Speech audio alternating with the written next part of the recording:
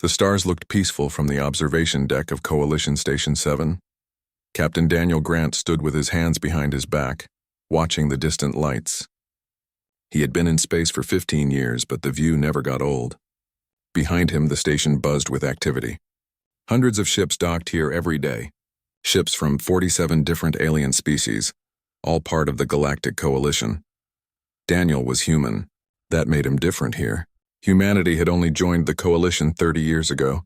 Before that, nobody in the galaxy even knew humans existed. Earth was just another small world on the edge of known space. The aliens had been traveling between stars for thousands of years. Humans were the new kids, and everyone treated them that way. He checked his watch. The emergency meeting would start soon. Daniel straightened his uniform and headed toward the conference room. His ship, the UNS Valiant, was docked at the station. It was the biggest warship humanity had ever built. 2 kilometers of steel weapons and armor. The crew called it a monster. The aliens called it primitive. The conference room was huge. A circular table sat in the center with holographic displays floating above it. Alien commanders filled the seats. Daniel recognized some of them. Admiral Krixthar from the Zentari Empire sat at the head of the table. He had 4 arms and blue skin that shimmered under the lights. His species had been in space longer than humans had existed. Daniel found a seat near the back. Nobody looked at him. That was normal. Humans were barely tolerated in these meetings. The Coalition let Earth join because it was the polite thing to do, not because they needed humanity's help. Admiral Krixthar stood up. The room went quiet. His voice was deep and carried weight. Every commander here respected him. He had fought in wars that lasted longer than human civilization. The Admiral activated the holographic display. It showed a map of the galaxy. Red markers appeared along the outer edge. Each marker represented a battle. Each battle was a coalition defeat. The enemy was called the Krell Dominion. They came from beyond the galactic rim 3 months ago. Nobody knew much about them. They did not talk. They did not negotiate. They just attacked. Their technology was better than anything the Coalition had. Their ships were faster, their weapons stronger, their defenses nearly impossible to break. Admiral Krixthar explained the situation. The Krell had destroyed 3 defensive lines. Over 100 Coalition ships were lost. Millions of civilians had to evacuate from border worlds. The enemy was moving deeper into Coalition space every day. The hologram showed Krell ships. They were dark and angular, covered in strange metal that seemed to shift and move. Their hulls could adapt to attacks. If you shot them with lasers, the armor changed to absorb laser energy. If you used plasma weapons, the armor adapted to that too. Every battle made them stronger because they learned from every attack. A Thurian general asked about reinforcements. His species was strong and proud, but even they looked worried. The Admiral said reinforcements were coming. Every Coalition member was sending ships. This would be the largest fleet ever assembled. Over 300 warships would meet at a place called the Rallying Point. That was why Daniel was here. Earth had been ordered to send a ship. The Valiant was humanity's contribution to the war effort. Daniel glanced around the room. He could tell what the aliens were thinking. One human ship would not make a difference. They were probably right. After the meeting, Daniel walked back to his ship. The Valiant was docked in Bay 12. It looked different from the alien vessels. Where their ships were smooth and elegant, the Valiant was blocky and brutal. Every surface had a purpose. Armor plating covered the hull in thick layers. Weapons bristled from every angle. It was not pretty, but it was built to fight. Commander Lisa Martinez met him at the airlock. She was his second in command and the smartest tactical officer he had ever worked with. Lisa had designed many of the Valiant's weapon systems herself. She was young, only 32, but she understood combat better than officers twice her age. Lisa asked how the meeting went. Daniel told her the truth. The Coalition was scared. The Krell were winning. And nobody expected humans to help much. Lisa frowned. She had heard this kind of thing before. The aliens thought human technology was backwards. They used energy shields to protect their ships. Humans used thick armor instead. Aliens had elegant energy weapons that could fire continuously. Humans had railguns that shot metal slugs at incredible speeds. The aliens thought their way was better. They thought humans did not understand modern warfare. They were wrong, but Daniel could not blame them for thinking it. Humanity had only been in space for 100 years. The coalition species had thousands of years of experience. Of course, they thought they knew better. Daniel called a meeting with his senior officers. They gathered in the briefing room. Besides Lisa, there was Lieutenant Kyle Harper, the weapons officer.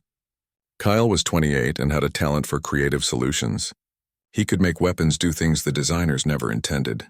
There was also Dr. Helen Torres, the chief scientist. She was 45 and had worked on experimental weapons for Earth's military before joining the Valiant's crew. Daniel explained what they were up against. The Krell had adaptive armor. Their technology learned and changed. Traditional coalition weapons were not working. The enemy was advancing and nobody knew how to stop them.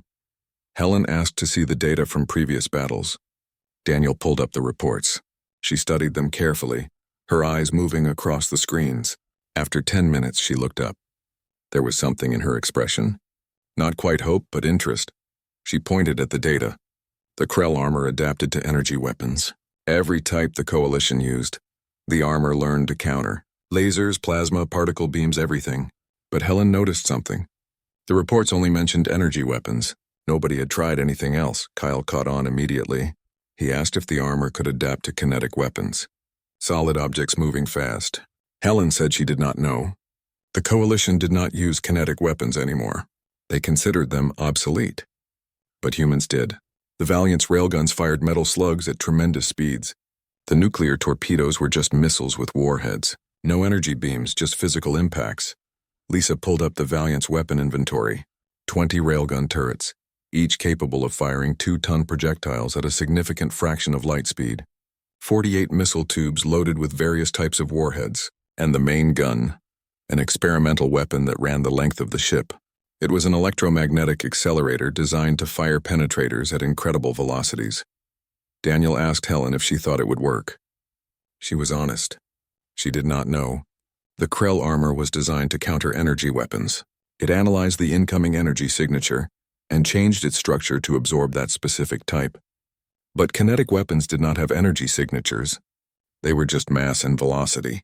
If the armor expected energy and got a solid slug instead, it might not know what to do. It was a theory. An untested idea, but it was better than nothing. Daniel ordered the crew to prepare for departure. They would head to the rallying point and join the coalition fleet. Maybe they would get a chance to test Helen's theory. Maybe not. But the Valiant would be ready either way. The journey took a week. During that time, the crew drilled constantly. Kyle ran simulations on every weapon system. Helen refined her calculations. Lisa planned attack patterns and defensive maneuvers. Daniel watched his crew work and felt proud. They might be the underdogs here, but they were professionals. When they arrived at the rallying point, Daniel understood the scale of what was happening. The coalition had gathered over 300 warships. They filled the space around a massive station. Ships from dozens of species, each one a masterpiece of alien engineering. Sleek Centauri cruisers with energy shields that glowed like soap bubbles. Massive Thurian dreadnoughts the size of cities. Swift Valorian destroyers that could move faster than most ships could track. And then there was the Valiant. Blocky, scarred from years of service, covered in armor plating and weapon mounts. It looked like a brick next to sports cars. The communications channels came alive when the Valiant approached. Daniel could hear alien commanders talking. They were not complimentary. Some laughed at the human ship's design. Others questioned why such a primitive vessel was even here. A few asked if humans were serious about helping or just trying to look important. Lisa wanted to respond. Daniel told her no. Words would not change their minds.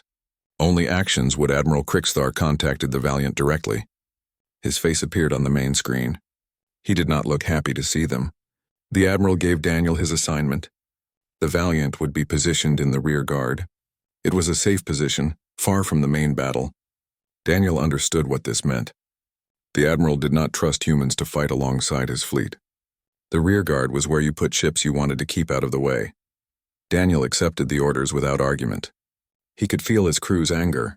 They had traveled across the galaxy to fight, and the aliens put them in the back. But Daniel stayed calm.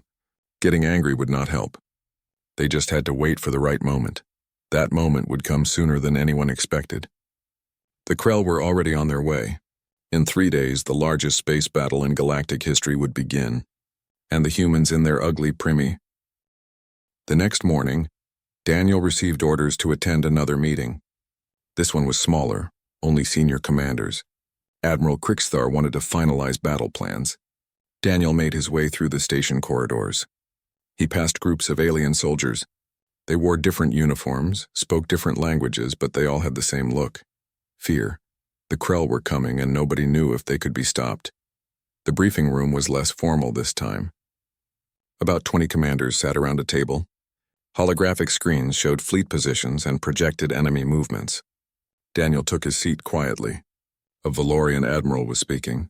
Her species had wings and silver skin. She explained reconnaissance data from the border regions. The Krell fleet was massive, at least 250 ships, maybe more.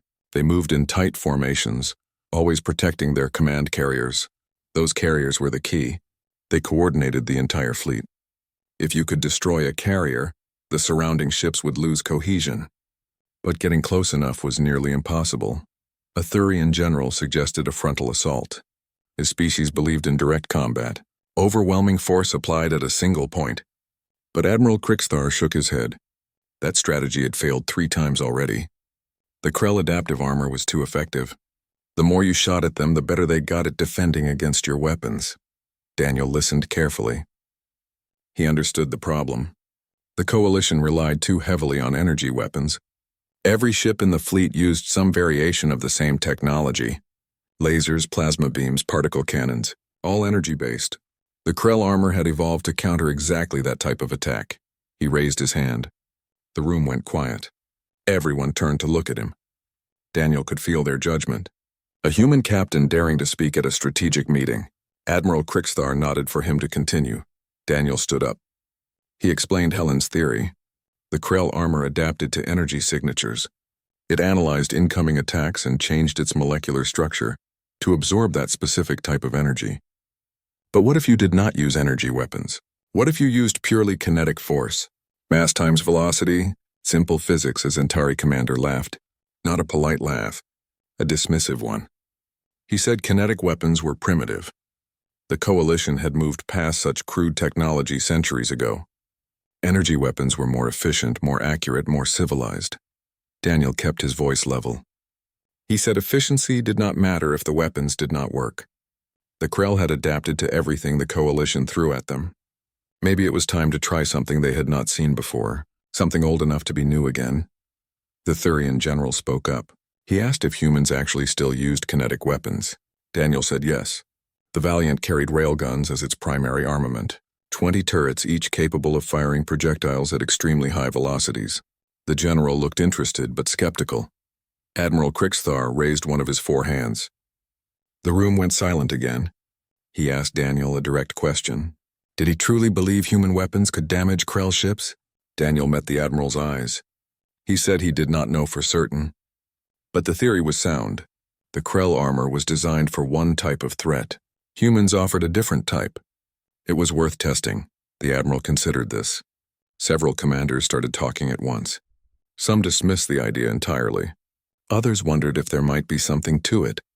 A few pointed out that they had tried everything else and failed. What did they have to lose? Admiral Krixthar made his decision. He would allow the Valiant to engage one Krell vessel as a test. If the human weapons proved effective, the Admiral would adjust his tactics accordingly. If they failed, humanity would sit out the rest of the battle. Daniel agreed to the terms. As the meeting ended, Daniel felt eyes on him. The other commanders did not trust him.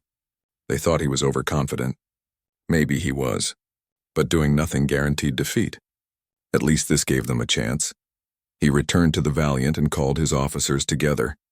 Lisa, Kyle, and Helen gathered in the briefing room. Daniel told them about the deal.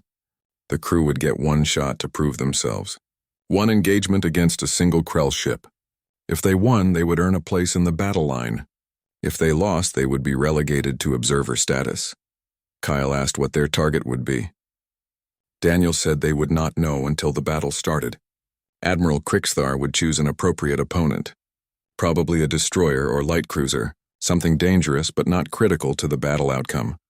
Helen pulled up her research. She had spent the last day analyzing every piece of data available on Krell technology. The adaptive armor was remarkable. It used some kind of programmable matter. The molecular structure could rearrange itself in response to incoming energy, but there were limits to how fast it could adapt, and it needed to recognize the threat first. She explained that kinetic weapons should, in theory, bypass the adaptation completely. A solid projectile moving at relativistic speeds did not have an energy signature to analyze. It was just mass. By the time the armor recognized the threat, the projectile would have already punched through. Lisa asked about their armor.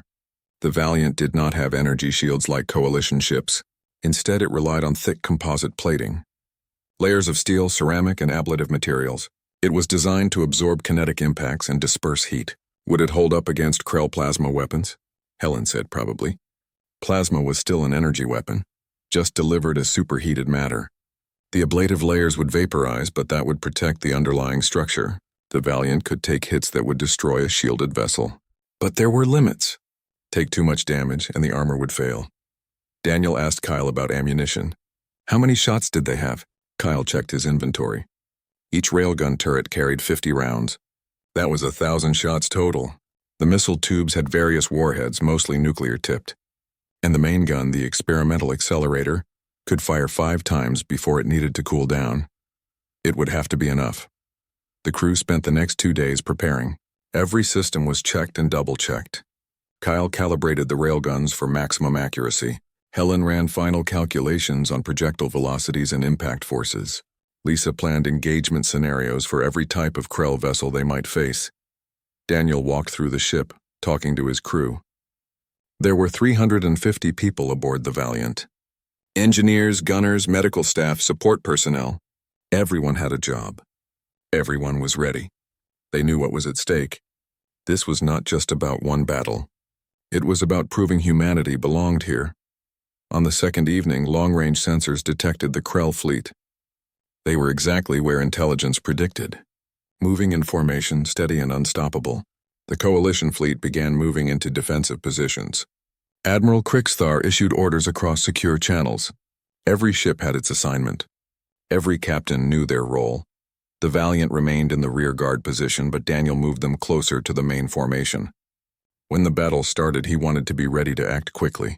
Lisa monitored communications. She could hear the tension in alien voices. This was it, the decisive battle. Daniel stood on the bridge, hands clasped behind his back. The main view screen showed the Coalition fleet stretching in all directions. 300 warships representing dozens of civilizations, the greatest military force ever assembled. And somewhere out there the Krell were coming. Kyle reported all weapon systems green. Helen confirmed targeting computers were online. Lisa had her tactical board ready, showing every ship in the fleet. They were as prepared as they would ever be. The waiting was the worst part. Hours passed slowly. The crew stayed at their stations, alert but trying to stay relaxed. Daniel walked the bridge, checking readouts and offering quiet encouragement. He had been in combat before, back during the colony wars, but never anything like this. Never against an enemy this advanced in a battle this large. Finally, the sensors screamed. The Krell fleet had arrived. They emerged from faster-than-light travel at the edge of sensor range. Ships appeared in perfect formation, dark and menacing. Their hulls did not reflect light properly. They seemed to absorb it, making them look like holes in space. Admiral Krixthar's voice came over the command channel. All ships were to hold position. Wait for the enemy to close distance. Let them come to the Coalition's prepared defenses. Standard defensive doctrine. The Krell did not hesitate. They advanced slowly, maintaining formation. 250 vessels moving as one. Their command carriers stayed in the center, protected by layers of cruisers and destroyers. It was methodical, patient, terrifying. At 50,000 kilometers, the Krell opened fire. The first salvo was devastating. Plasma bolts streaked across space, targeting Coalition ships. Energy shields flared bright as they absorbed the impacts. Some ships took direct hits, their shields collapsing under the assault. The Coalition returned fire immediately. Space lit up with weapons fire. Hundreds of energy beams lanced between the fleets. Explosions bloomed where shields failed and hulls breached. The battle had begun and it was chaos. Daniel watched from his position. The Valiant was still out of range, waiting. He could see the Krell armor working. Every time a Coalition weapon hit, the target's hull would glow briefly. The armor was analyzing. The Krell destroyer was 300 meters long. Its hull was covered in the adaptive armor that made it nearly invincible. Weapon ports lined its sides, already glowing with charging plasma cannons. It turned to face the Valiant, recognizing the human ship as a threat. Daniel watched the distance close on his tactical display. 10,000 kilometers, 9,000. The Krell ship opened fire first. Bright bolts of plasma shot across space, each one carrying enough energy to vaporize steel. They struck the Valiant's bow and the ship shuddered. Lisa called out damage reports. Armor sections 1 through 3 taking hits. Temperature rising but within acceptable limits. The ablative layers were doing their job. They vaporized on contact, creating a cloud of gas that dispersed the plasma's energy. The underlying structure remained intact. More plasma bolts hit. The Valiant's hull glowed in spots where the armor was taking punishment. Alarms sounded as temperature warnings flashed on screens. But the ship kept moving forward. Daniel gripped his armrests. They were built to take hits. Now they were proving it. 5,000 kilometers. Kyle reported weapons ready. All railgun turrets charged and tracking the target. Lisa fed targeting data into the fire control computers. The Krell destroyer continued firing, but the Valiant closed the distance relentlessly. At 3,000 kilometers, Daniel gave the order. Fire. 20 railgun turrets fired simultaneously. The electromagnetic coils accelerated tungsten carbide projectiles down the barrels. Each slug weighed 2 tons. Each one left the barrel traveling at a significant fraction of light speed. The recoil made the Valiant shake despite its mass. The slugs crossed the distance in a fraction of a second. The Krell destroyer's sensors detected them, but too late. The adaptive armor tried to respond. Its surface rippled as it attempted to analyze the threat. But there was nothing to analyze. No energy signature, no heat pattern. Just solid metal moving impossibly fast. The first projectile hit the destroyer's starboard side. It punched through the armor like it was paper. A perfectly round hole appeared in the hull. Atmosphere vented out in a white plume. The second slug hit 10 meters away. Then the third. Then the fourth 20 impacts in less than a second. A line of destruction across the Krell ship's flank. Debris spun away into space. Internal explosions flickered through the holes. The destroyer tried to turn to present a different angle, but it was too slow. Kyle fired again. Another 20 slugs. This salvo targeted the same area, widening the damage. The Krell hull buckled. Structural supports failed. More atmosphere vented. The destroyer's return fire became erratic as its systems took damage. Lisa adjusted their angle. She wanted to hit different sections, spread the damage. Kyle fired a third time, then a fourth. Each salvo tore through the Krell armor with ease. The adaptive technology was useless.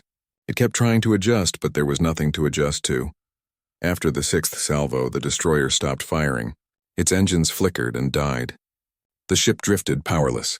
Secondary explosions bloomed along its length as power cores failed. Then the whole vessel broke apart. 2 large sections separated, trailing debris. Smaller pieces scattered in all directions. From first shot to destruction, 30 seconds had passed.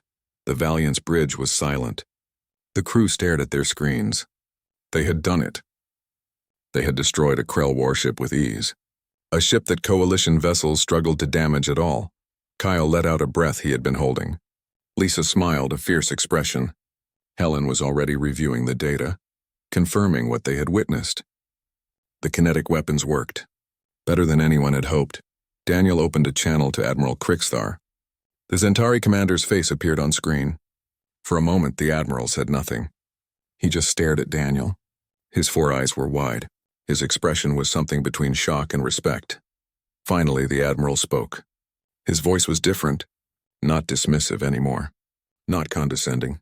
He asked if the Valiant could repeat that performance. Daniel said yes. They had plenty of ammunition. The Admiral's expression hardened into determination. He gave Daniel new orders. The Valiant was to advance to the front line, engage Krell vessels at will. Priority targets were anything threatening Coalition ships. Daniel acknowledged and closed the channel. He turned to his crew. They had just changed the course of the battle. Now they had to follow through. Lisa plotted a course into the heart of the fighting. Kyle prepared all weapon systems. Helen monitored their armor status. Damage from the destroyer's plasma fire was superficial. They were still combat ready. The Valiant turned and accelerated toward the main battle. Around them, coalition ships were still struggling. Energy weapons flashed constantly, but the Krell adapted to each attack. Coalition vessels were taking damage, shields failing, hulls breaching. The Krell formation was pushing forward, grinding down the defenders. Then the communications channels exploded with chatter. Every ship in both fleets had seen what happened. The human vessel had destroyed a Krell destroyer in half a minute. Alien commanders who had mocked the Valiant's primitive design were suddenly very interested in what humans could do. Admiral Krixthar issued new orders to the fleet.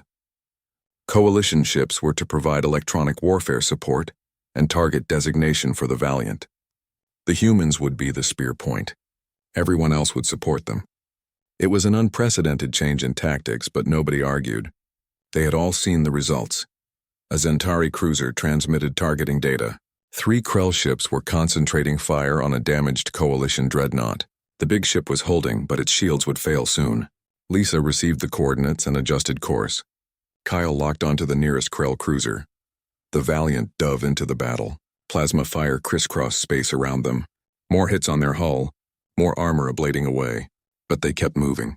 When they reached firing range, Kyle did not wait for orders. He fired all forward turrets. The Krell cruiser took 12 railgun slugs along its center line. The impacts tore through its hull. The ship's reactor containment failed, and a massive explosion turned the cruiser into an expanding ball of debris. The other 2 Krell ships tried to maneuver away, but coalition vessels boxed them in. The Valiant targeted the second cruiser. More slugs fired, more devastating impacts. The Krell ship lost power and drifted.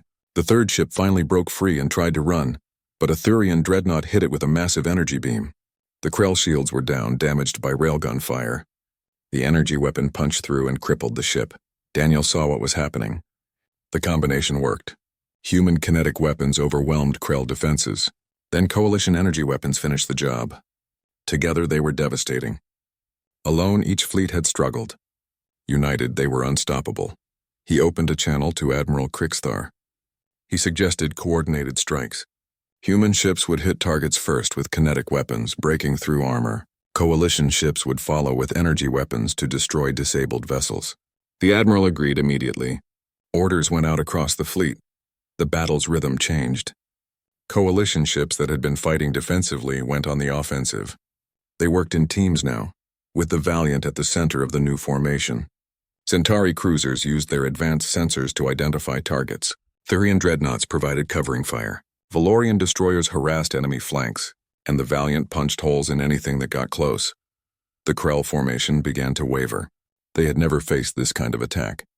Their adaptive armor was useless against kinetic weapons.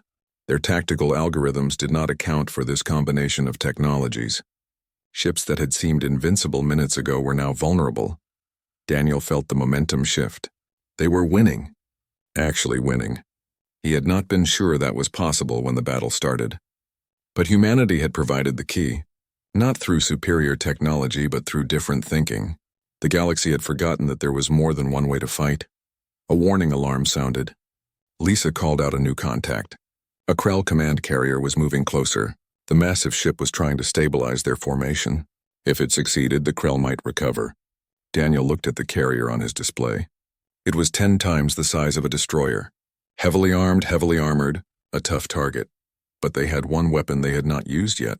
The main gun, the experimental electromagnetic accelerator that ran the entire length of the Valiant. It was designed for exactly this kind of target. Something too big and too important to ignore. Daniel asked Helen if the weapon was ready. She checked her readouts. The capacitors were charged. The targeting system was online. They could fire when ready. But there was a catch. The main gun took 90 seconds to charge between shots. During that time, the Valiant would have to maintain a steady course. No evasive maneuvers. They would be vulnerable. Daniel opened a fleet-wide channel. He explained what he intended to do. The Valiant would target the command carrier with their main weapon. But they would need protection during the charge sequence. Could the fleet provide cover? The responses came immediately. Zentari, Thurian, Valorian, and a dozen other species all confirmed. They would screen the Valiant. It was the least they could do after watching humans turn the tide of battle. Lisa positioned the Valiant for the shot. She aligned them with the impact was catastrophic. The uranium penetrator hit the Krell command carrier with the force of a small nuclear weapon. But instead of exploding, it simply punched through. The kinetic energy transfer was immense. It created a perfectly cylindrical hole through the entire ship. Everything within 100 meters of the impact path turned to vapor instantly. The carrier's structure could not handle the damage. Stress points failed along its length. The massive vessel broke in half. Each section tumbled away from the other, spilling debris and atmosphere. Secondary explosions rippled through both pieces as power systems overloaded. Within 30 seconds, the command carrier was completely destroyed. The Krell fleet reacted immediately. Without their command carrier, the ships lost coordination. Their tight formation dissolved. Individual vessels tried to adapt to the situation, but they were designed to work as a unified force. Alone, they were less effective. Admiral Krixthar saw the opportunity. He ordered a full advance. The coalition fleet surged forward, pressing their advantage. The coordinated attacks continued, human kinetic weapons followed by alien energy weapons. The combination was devastating. Krell ships fell one after another. Daniel watched from the Valiant's bridge. His ship was battered. Armor plating was scarred and melted in dozens of places. Several sections had hull breaches, but they were still fighting. Kyle continued firing railguns at any target that came into range. Lisa coordinated with coalition vessels, directing fire where it would do the most good. The battle raged for another hour. The Krell fought fiercely even without their command structure. They were professional warriors not willing to surrender. But they were losing. Every minute, more of their ships were destroyed or disabled. The coalition pressed harder, sensing victory. Finally, the remaining Krell vessels began to withdraw. They broke off engagement and accelerated toward the edge of the system. Their engines flared bright as they prepared to jump to faster-than-light travel. Admiral Krixthar ordered pursuit, but the Krell were too fast. Within minutes, they were gone, leaving behind wreckage and disabled ships. The battle was over. The coalition had won. Damage reports came in from across the fleet. 14 coalition ships were destroyed. 30 more were heavily damaged. But considering what they faced, the casualties were light. Without human intervention, the losses would have been catastrophic. Everyone in the fleet knew it. The Krell lost over 40 vessels. Their command carrier was destroyed. Their adaptive armor technology proved worthless against kinetic weapons. They had fled in disarray. It was a decisive victory, the first real coalition success against the Krell threat. Daniel ordered his crew to stand down from combat stations. They had been at battle alert for hours. Everyone was exhausted. He walked through the ship, checking on his people. The crew was tired but exhilarated. They had proven themselves. They had shown the galaxy what humans could do. Engineering teams were already working on repairs. The Valiant had taken significant damage. Whole sections of armor needed replacement. Some weapon systems were offline. But the ship's core structure was sound. She was built tough and she had proven it. A message came from Admiral Krixthar. He requested Daniel's presence aboard the flagship. Daniel cleaned up his uniform and took a shuttle across to the massive Zentari vessel. The hangar bay was busy with damage control teams. The flagship had taken hits during the battle, though nothing critical. Zentari crew members stopped their work to watch Daniel pass. He could feel their eyes on him. The looks were different now. Not dismissive, not mocking, respectful. One Zentari officer even saluted as he walked by. Daniel returned the salute, keeping his expression neutral. Admiral Krixthar met him in the command center. The Zentari admiral looked tired. His forearms hung loose at his sides. But when he saw Daniel, he straightened. The admiral approached and did something unexpected. He bowed. Not a deep bow, but a clear gesture of respect. Daniel returned the bow. The admiral spoke, and his words were sincere. He apologized for dismissing human capabilities. He admitted that the coalition had become arrogant in their technology. They assumed their way was the only way. The Krell had exploited that assumption, and the coalition paid a heavy price. The admiral said humanity brought something the galaxy needed.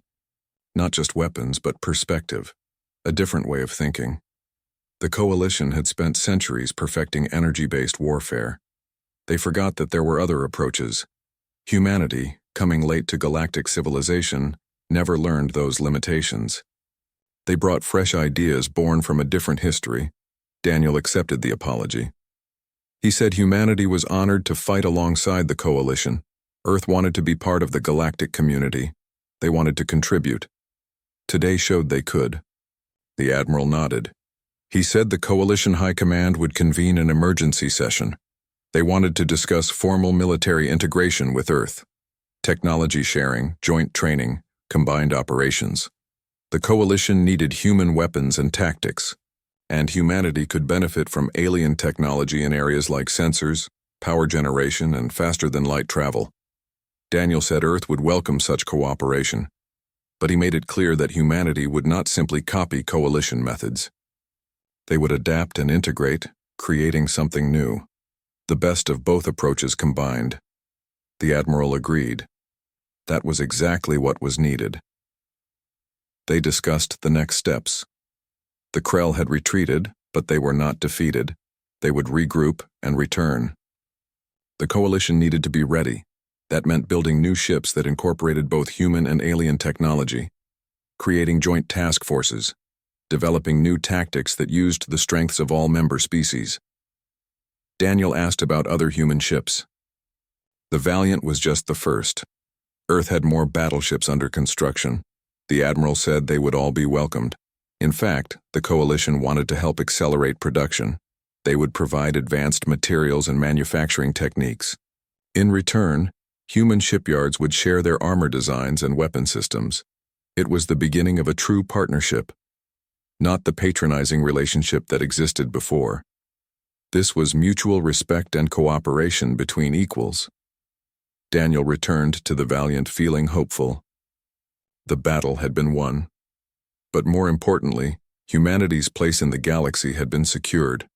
They were no longer the new kids being tolerated out of politeness. They were valued allies with unique contributions. Back on his ship, Daniel gathered his senior officers. Lisa, Kyle, and Helen met him in the briefing room. They looked tired but satisfied.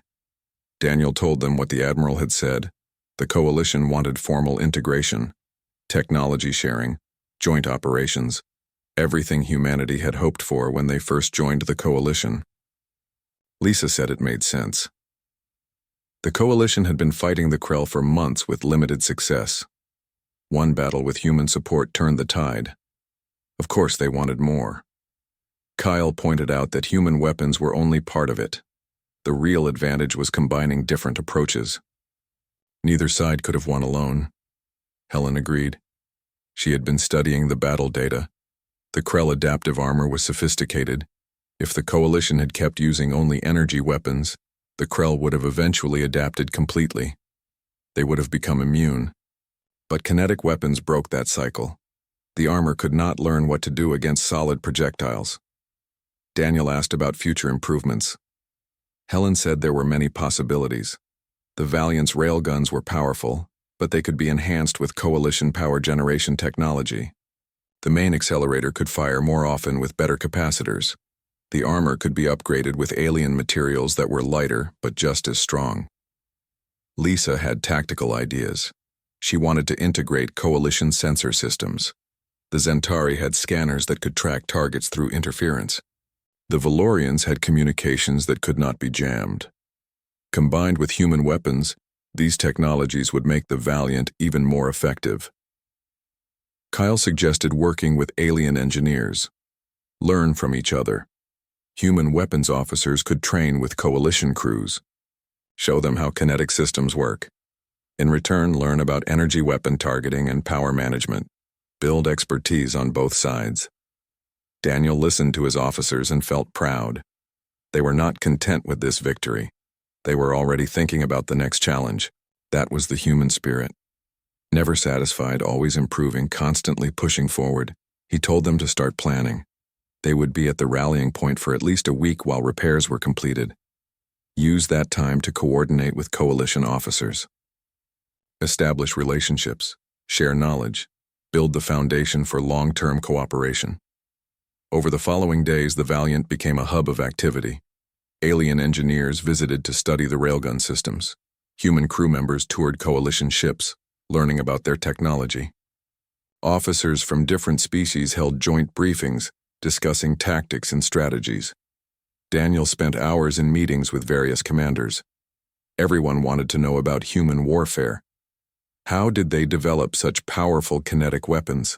Why? Did they focus on armor instead of shields? What was their tactical philosophy? He explained that human history was violent. Earth had seen countless wars. Humanity learned to fight through hard experience, their weapons. Part 5. The Valiant departed from the rallying point 3 days later. Repairs were complete enough for the journey home. The ship would need more work at Earth's orbital shipyards, but she was space-worthy. As they pulled away from the station, something unexpected happened. Other ships moved to escort them. Centauri cruisers, Thurian frigates, Valorian scouts, over 20 alien vessels formed an honor guard around the human battleship. It was a gesture of respect, unprecedented in Coalition history. Daniel stood on the bridge and watched the alien ships take position. His crew was silent, awed by the moment. Admiral Krixthar's voice came over the communication channel. He spoke formally, broadcasting to the entire escort fleet. He said the Coalition honored the UNS Valiant and her crew. Humanity had proven their courage and capability. They were true allies, partners in defending galactic civilization. The escort would accompany them to Coalition borders, a symbol of the new relationship between their peoples. Daniel responded with equal formality. He thanked the Admiral and the Coalition for their trust. Humanity looked forward to the partnership ahead. Together they would face whatever challenges came. The channel closed, but the escort remained. 23 ships from 7 different species, all flying in formation with a human vessel. Lisa stood next to Daniel's chair. She watched the alien ships on the tactical display. She said this was really happening. Humanity was being accepted as equals, not as primitive newcomers, but as valuable members of the galactic community. Daniel agreed. The battle had changed everything. The journey took 5 days. During that time, Daniel used the quiet to think about what happened and what it meant. A week ago, the Coalition barely tolerated human presence. They saw Earth as a backward world with nothing to offer. Now they were requesting military integration and technology sharing. The change was dramatic, but Daniel understood it was not just about weapons. Yes, human kinetic technology proved effective against the Krell, but the real lesson was deeper.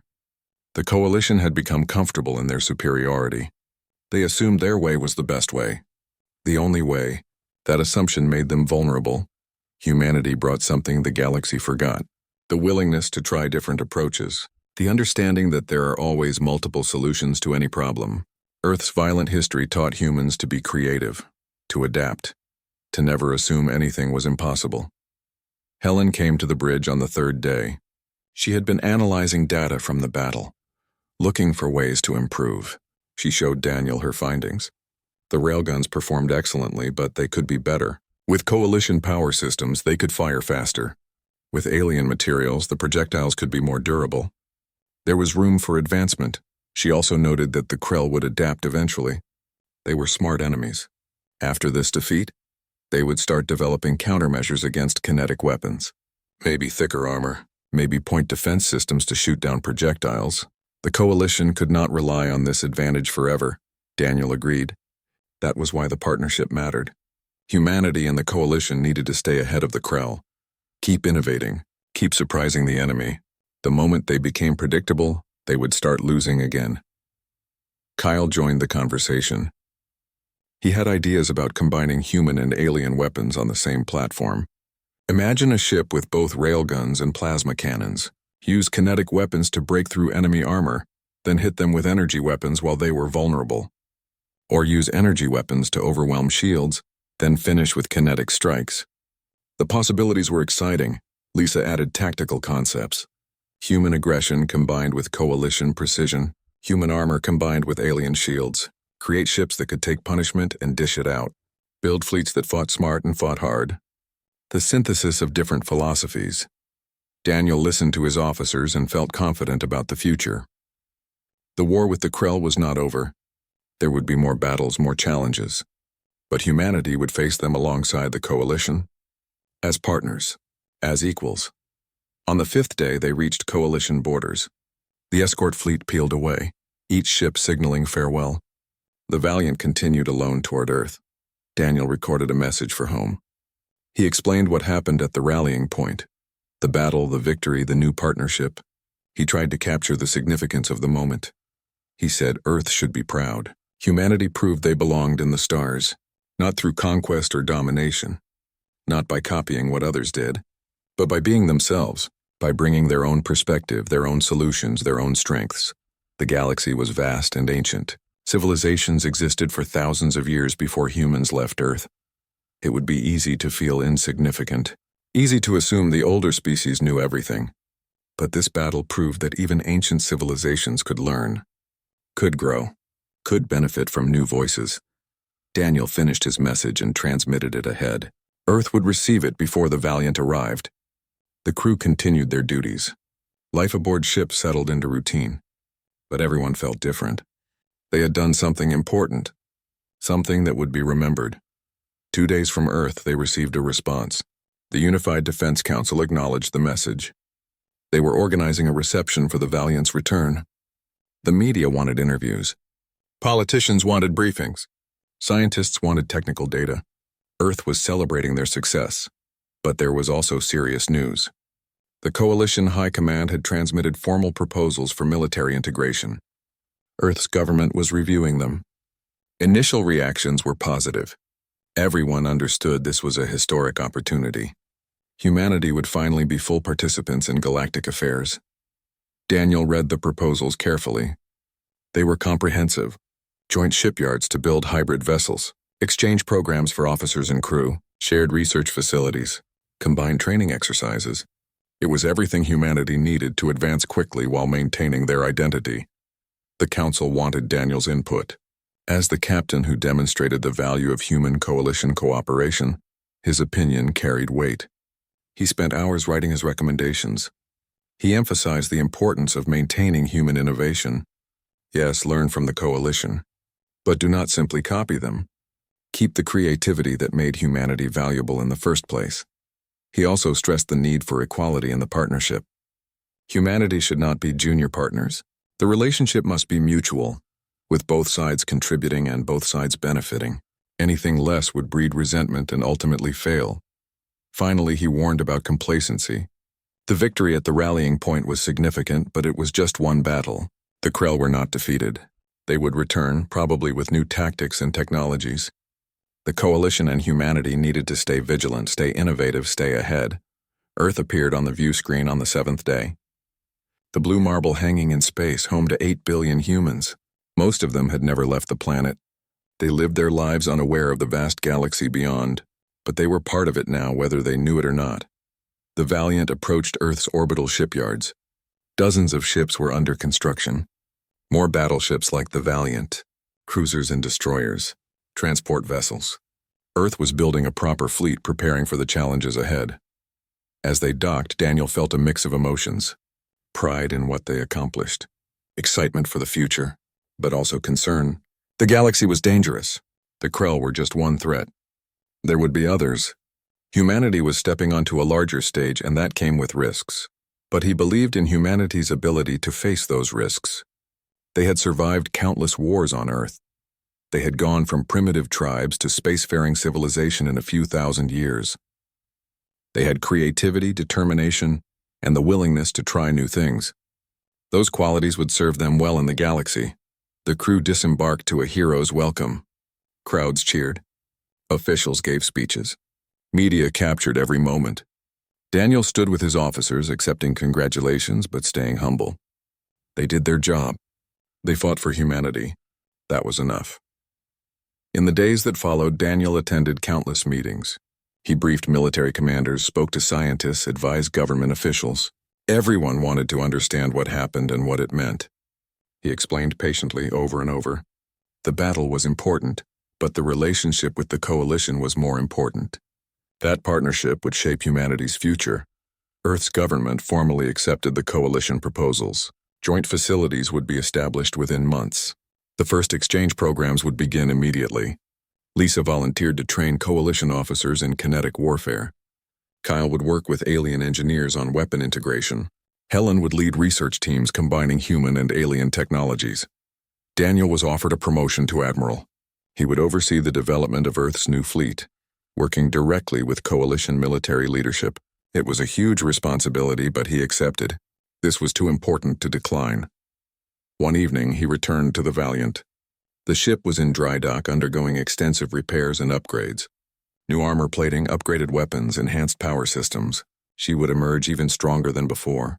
Daniel walked through the empty corridors, remembering the battle. He stopped on the bridge.